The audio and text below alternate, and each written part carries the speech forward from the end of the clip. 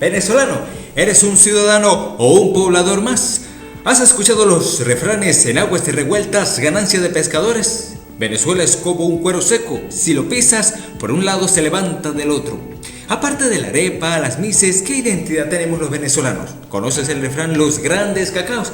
Esto y más, en cultura general. ¿Sabías que Humberto Fernández Morán, de 21 años, el inventor del bisturí de diamante, el científico que trabajó en la NASA, dijo: hay que prepararnos mediante el adiestramiento adecuado para cumplir nuestra misión en esta era? ¿Qué es la venezolanidad? ¿Eres un ciudadano o un poblador más? Esto influye mucho en la decisión que puede tomar una persona, la idiosincrasia de un país en que se identifica. Cuando te dicen los japoneses, los chinos, ¿qué se te viene a la mente? Que son disciplinados, trabajadores, los brasileños, alegres, la samba, el fútbol. Estados Unidos, la tecnología, los venezolanos, que somos jodidos, deprimidos, bachaqueros, estafadores. ¿Qué valores son representativos en la venezolanidad? ¿La arepa? Eso también lo tienen los colombianos. Esto es un punto muy profundo. ¿Por qué Venezuela con lo que tiene no progresa? ¿Cuál es el valor de la mayoría? ¿Es correcto decir que todos somos trabajadores? ¿El venezolano es un poblador o un ciudadano más?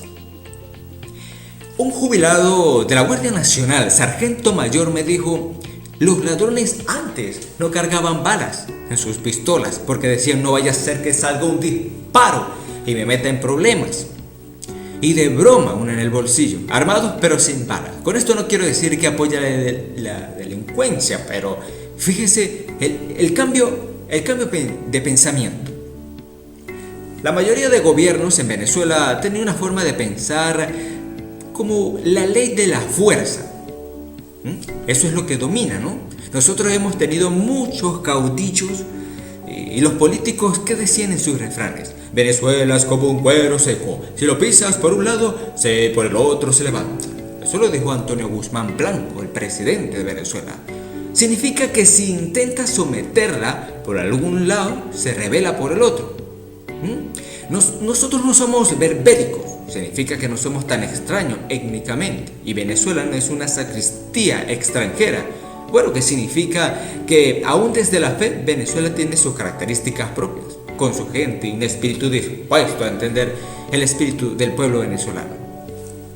Todos desde un principio o siempre quieren mandar en Venezuela. El que vino a pacificar esto fue Gómez en 1908 y 1935. Sabemos que Gómez levantó las carreteras no porque era buenecito, sino porque quería trasladar a su ejército rápidamente contra aquellos caudillos que se levantaban. Venezuela, ¿será que le gustan los caudillos? Ese hombre fuerte que guía, que manda a grupos de personas, específicamente a un ejército, gente armada.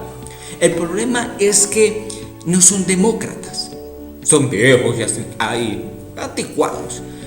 Para un país desarrollado, ellos no existen en su mente, no existe el diálogo, la negociación, el acuerdo.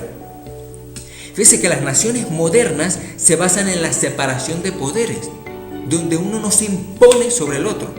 Déjenme decirles que las leyes llegan hasta donde las personas se lo permitan.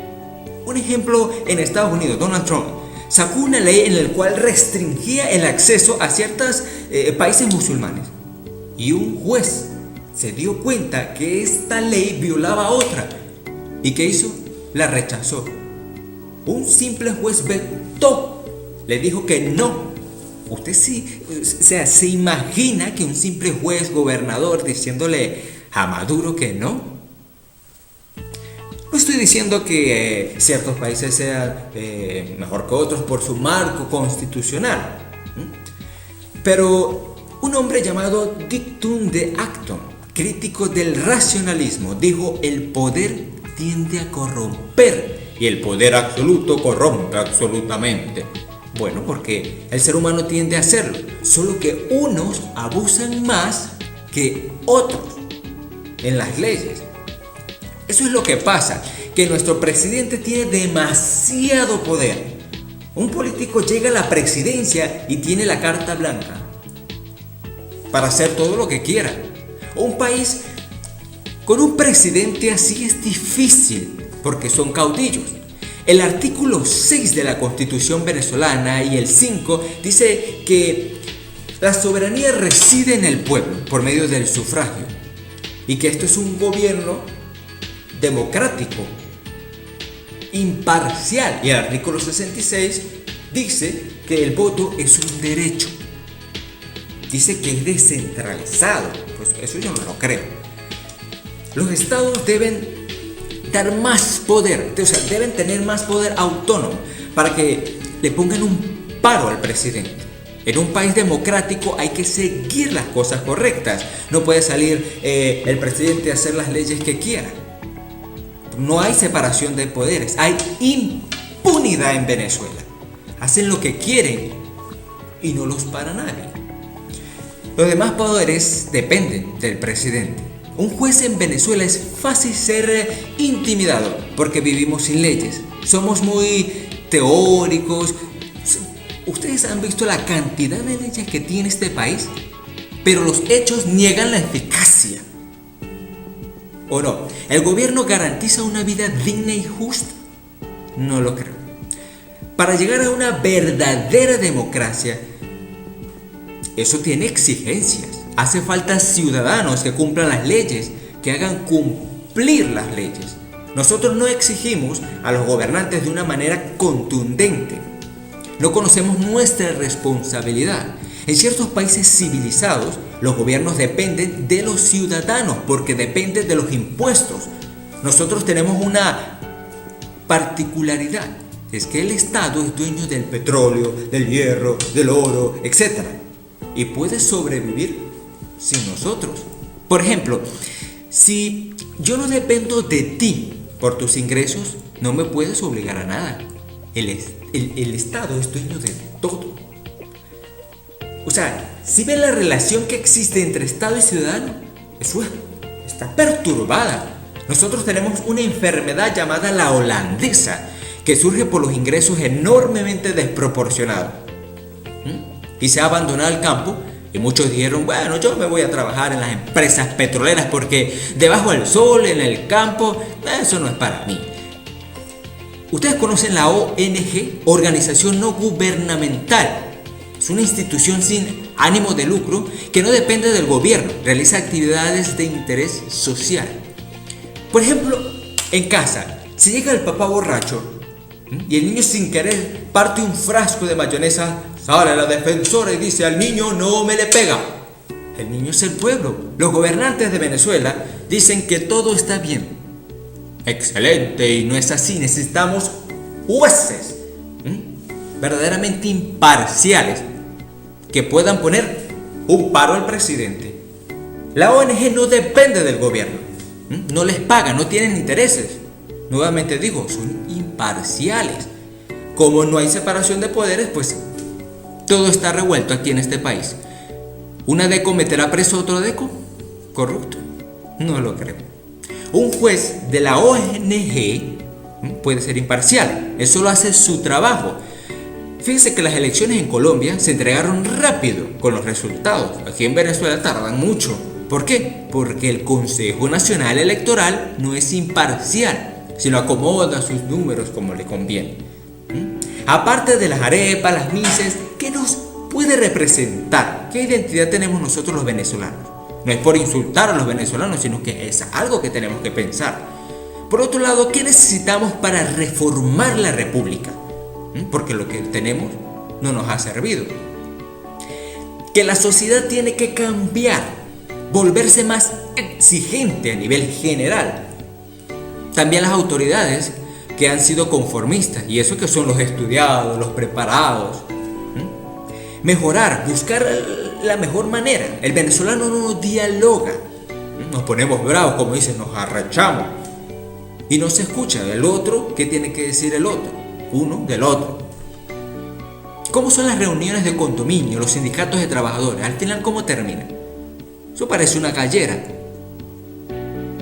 Que el cambio tiene que ser interno, no de una fuerza impuesta, que sea de adentro, para que sea constante, permanente. El gobierno no ve más allá del petróleo, a diferencia de otros países, ¿no? Este petróleo es pesado, eso parece barro, difícil de sacar. En otros países está a 40 metros, el de nosotros hasta 4 kilómetros. Y cada vez más nos cuesta sacarlo. Hoy en día, ¿qué hacen los países? Están en la onda ecológica de consumir menos energía y hacer más con menos. Últimamente los gobiernos han utilizado el petróleo a su conveniencia y han descuidado otros sectores vitales del país, como el café y el cacao. ¿Ustedes conocieron el gran refrán llamado el gran cacao? Eso es un venezolanísimo histórico que se originó en una situación socioeconómica, todos lo saben, durante la época colonial de Venezuela. El cacao venezolano era muy apreciado y su cultivo y la exportación constituyó la mayor fuerza de riqueza en Venezuela. Imagínense, los dueños de las haciendas eran tan ricos y eventualmente compraban títulos nobiliarios. Y ellos se les llamaban los grandes cacaos. Todavía se le dice a las personas adineradas y con grandes influencias. Y estas personas traían profesores de Europa para que enseñaran a sus hijos acá en Venezuela. La situación en Venezuela está totalmente alocada. No hay una relación equilibrada en lo que uno gana, lo que uno gasta. Un carro en otros países puede costar 4.000, 5.000 euros y el salario mínimo de una simple cajera de 1.200 euros. Acá es imposible, ni en la otra vida. Para que Venezuela prospere tiene que tener una economía sana. Esta enfermedad viene desde hace tiempo y ahorita se puso peor. Ningún juez acá se atreve a ir contra el presidente. Fíjense lo que decían los griegos. Ellos decían, hay que vigilar la democracia, cuidarla, o si no se degenera. Hay un dicho venezolano que dice: en aguas revueltas, ganancia de pescadores.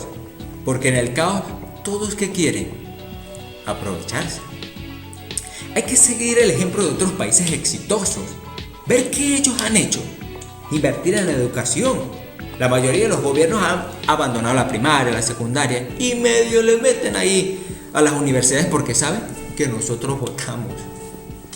Quiero finalizar con Humberto Fernández Morano. Ustedes lo conocen.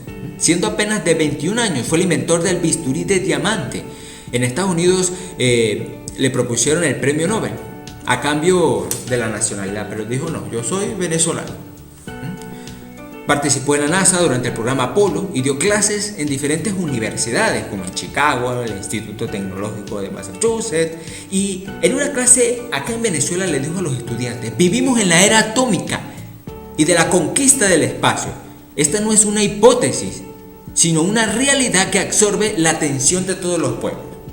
La consigna para nuestra juventud es categórica: prepararse mediante el adiestramiento adecuado para cumplir nuestra verdadera misión. ¿Y qué hicieron los estudiantes?